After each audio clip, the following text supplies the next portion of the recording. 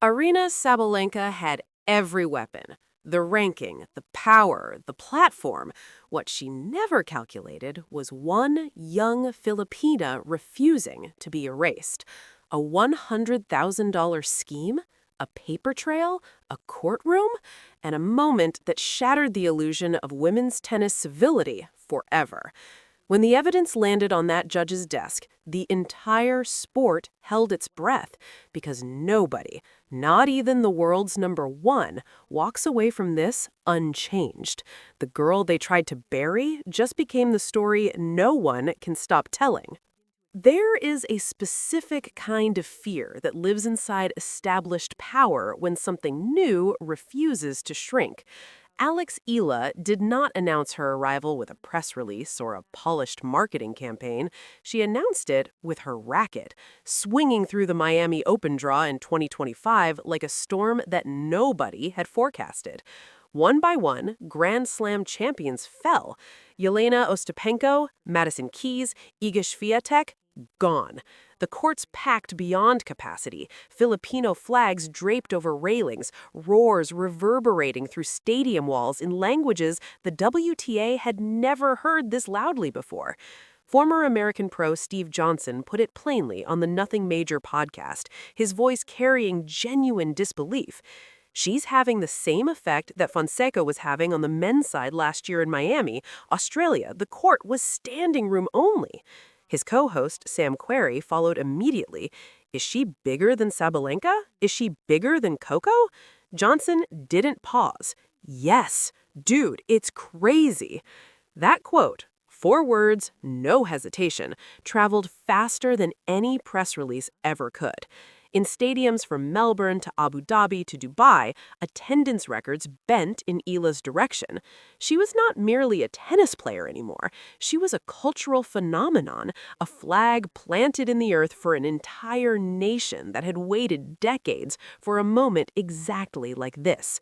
The Philippine contingent scattered across every time zone imaginable, booked flights, rearranged schedules, painted their faces, and screamed until their voices cracked.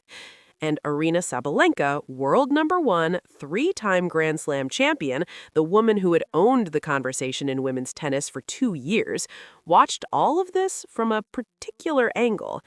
Understand the weight of that. For years, Sabalenka had been the name on every broadcaster's lips, the force sponsors competed to secure, the player whose presence guaranteed television ratings. She had earned it, brutally and beautifully, through years of grinding work, emotional vulnerability, and devastating power tennis. Her serve alone was so dominant that even Eala herself, in an interview ahead of the 2026 Miami Open, admitted without hesitation, I would steal Sabalenka's serve for sure. That was respect, genuine, spoken publicly with no asterisk. But respect and threat are not mutually exclusive, and by early 2026, Alex Eala had become both, simultaneously, in the eyes of the establishment. When pundits began openly debating whether the 20-year-old Filipina had surpassed Sabalenka as the most marketable figure in women's tennis, the conversation shifted from celebration to something more dangerous. Because in professional sport, when the money narrative changes direction, everything else follows. Sponsorship inquiries that had once pointed towards Sabalenka's management began attaching Eala's name. Broadcast deals began featuring her image. Tournament organizers were quietly asking, can we schedule her in the showcase slot? The answer, increasingly, was yes. Nobody documented the exact moment Sabalenka's team recognized the scale of what was happening, but those closest to the situation say the temperature changed sometime in late 2025 after Eala's U.S. Open campaign drew the largest primetime audience for a women's first-round match in 11 years. That is the number that has reportedly triggered everything. Stay with us, because what happened next will fundamentally change how you understand this sport. Here is what power looks like when it feels threatened. It doesn't confront directly. It works from the shadows, through intermediaries with plausible deniability layered like armor. According to documents later submitted to a Swiss sports arbitration court and leaked to 3 independent sports journalists simultaneously in February 2026, a coordinated image management operation targeting Alex Eala was initiated through a third-party PR consultancy connected to Sabalenka's management infrastructure. The alleged budget? $100,000. The objective, to systematically erode Alex Eala's credibility within the tennis community before she could establish the kind of inassailable reputation that makes an athlete untouchable. The plan, as outlined in the leaked brief, operated across 3 pillars. First, narrative seeding. This involved placing anonymous quotes with tennis media outlets suggesting that Eala's rapid rise was manufactured, that her scheduling had been engineered, her opponents strategically weakened through draw manipulation, her victories inflated by favorable officiating. None of these claims carried documentation. They weren't designed to. They were designed to plant seeds of doubt in the minds of journalists and fans and tournament directors who might otherwise have extended Eala full credibility. Second, social amplification. A network of accounts, some of bot-driven, some of operated by real individuals paid through a digital marketing firm, began seeding negative sentiment across tennis forums, Twitter threads, and Reddit communities. The language was calculated to feel organic, angry, and fan-generated. The talking points were suspiciously uniform. Eala's character was questioned. Her professionalism was challenged. Fabricated anecdotes about her conduct in locker rooms began circulating with enough specificity to sound real. Third, institutional pressure. Select WTA tournament directors and media rights executives allegedly received communications, off the record, unattributable, suggesting that scheduling Eala in premium slots was premature and potentially damaging to the tour's consistency of merit. Translation, she hasn't earned the spotlight yet. Push her back. $100,000 deployed across 6 weeks against a 20-year-old who'd done nothing except win. Sabalenka's representative, when reached by tennis journalist Marco Reinhold in January 2026, declined to address any specifics, offering only a blanket statement. Arena is focused entirely on her tennis and maintains full respect for all fellow competitors. The statement was 3 sentences. It answered nothing. But here is the detail that would eventually unravel everything. The February 4th, 2026, the CAS preliminary hearing summary, redacted but structurally damning, leaked in full to Der Spiegel, L'Equipe, and ESPN simultaneously. 3 sentences from the document's introduction circulated within minutes across every major platform.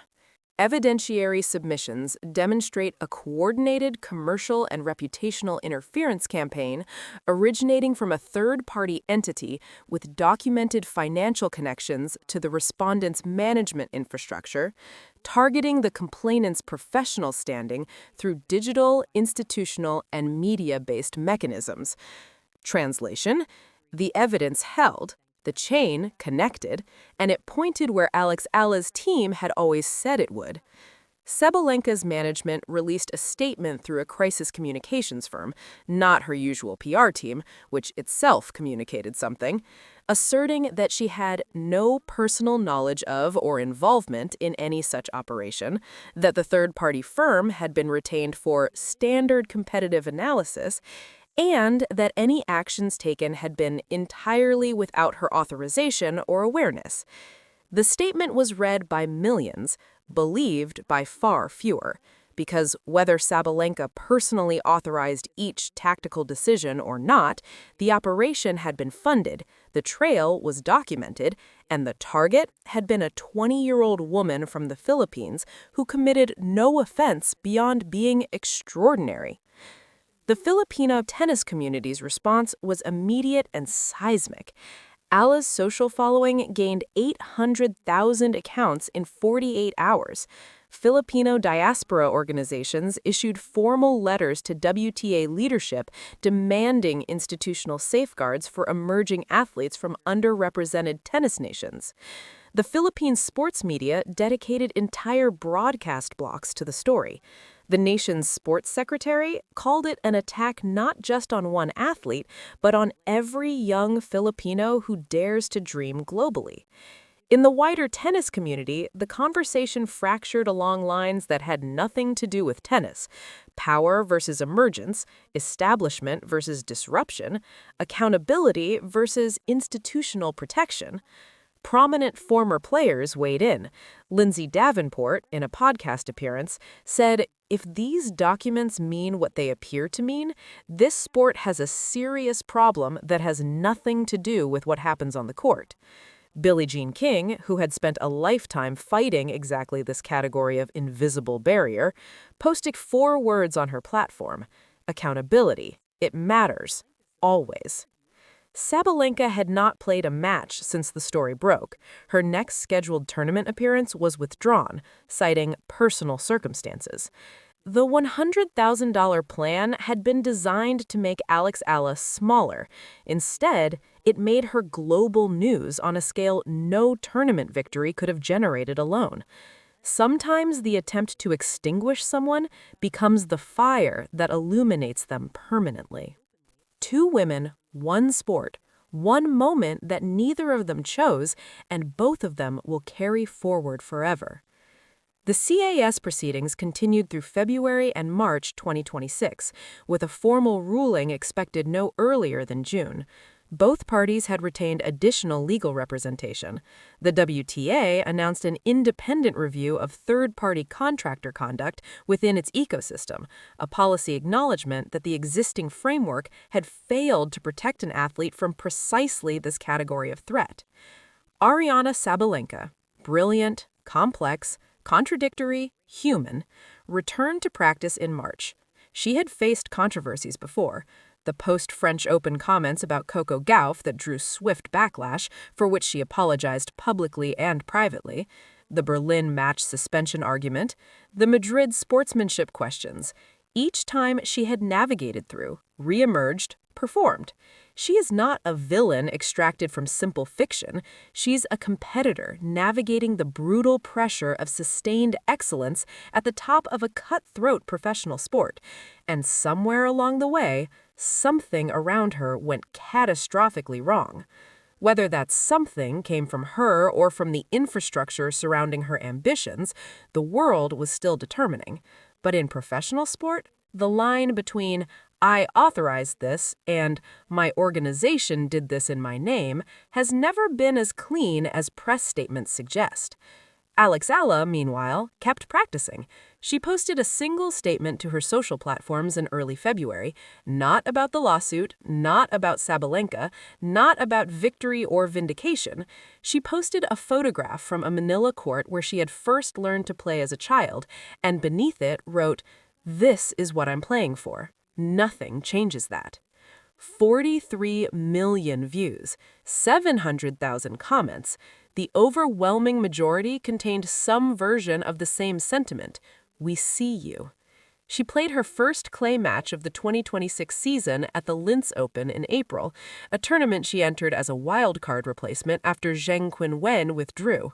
The stands at the Linz Center Court, a venue unaccustomed to this category of attention, filled beyond normal capacity. The match was streamed live in the Philippines at 3 in the morning. Fans watched from cars, kitchens, airport lounges. She won in straight sets. No drama, no statement, just tennis. And perhaps that is the most powerful conclusion this story offers: that the attempt to define someone through manufactured scandal cannot compete with what a person demonstrates under actual pressure. Documents, wire transfers, legal filings, these are the wreckage of a plan that misunderstood its target fundamentally. Alex Eala didn't need protecting from a narrative. She was already becoming one. The question this moment leaves hanging in the air of every tennis venue on the planet is not whether Sabalenka is guilty or innocent. That determination belongs to the court in Lausanne and to whatever evidence continues surfacing. The question is larger and older. In a sport that prides itself on individual excellence and fair competition, how much invisible machinery operates just beyond the court's baseline, and who, historically, bears the cost of that machinery the most? The young ones, the newcomers, the ones from places the establishment had not yet decided to welcome fully. Alex Eala survived something designed to end her story before it began. She did it quietly, legally, and with extraordinary grace. She did it by letting her game speak louder than every manufactured whisper deployed against her. Was this only a rivalry, or was it a reckoning, the moment women's tennis was forced to confront what it truly values when the cameras stop rolling? Leave your answer below, because this conversation isn't finished, not by a long way. If you've stayed through this entire story, you already understand why it matters. Subscribe. Every story we tell completely.